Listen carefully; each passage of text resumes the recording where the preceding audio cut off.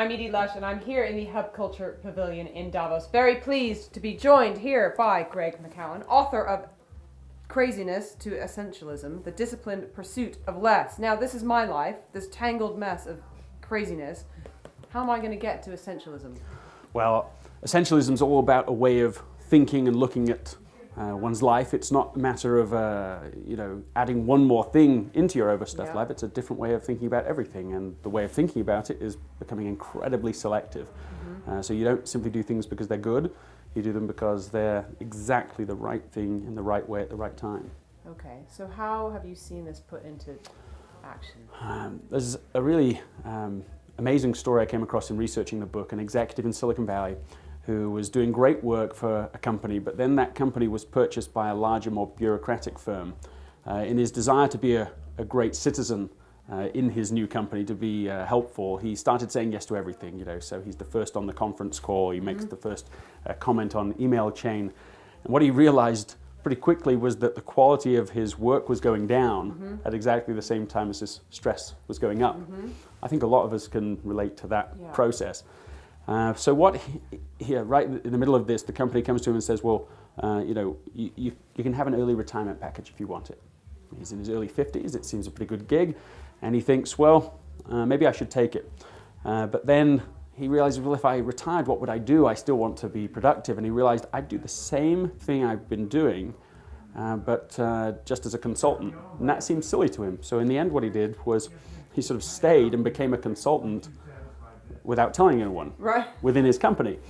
So then with that lens in place, he realized, well, I wouldn't necessarily be on a conference call as a consultant. I wouldn't necessarily be the first person to comment on an email chain. And so he started saying no. And what happened, which I think is pretty amazing, immediately he just got a time rebate at home. He said, he was able to eat out with his wife. He was able to go to the gym.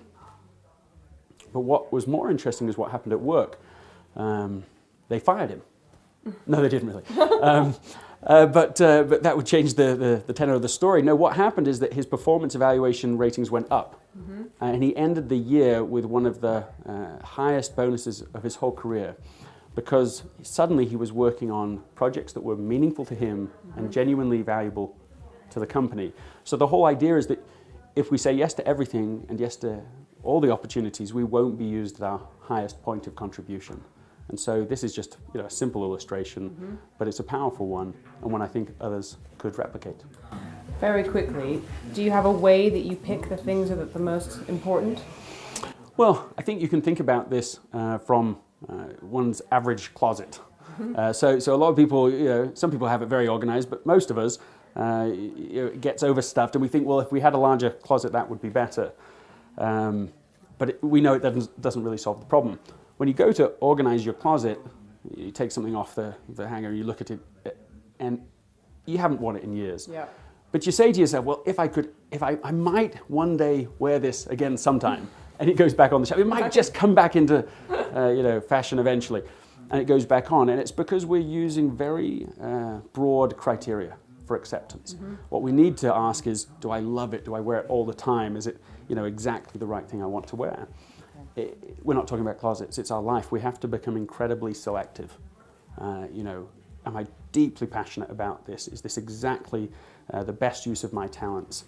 Does this meet a significant need in the world? If you can ask those more selective questions, then I think that you have a legitimate claim on being able to be used at a higher point of contribution. All right, Greg, you've won me over. I'm going to read the book. Thank you very much for stopping into the Hub Culture Pavilion here in Davos, and I'm Edie Lush.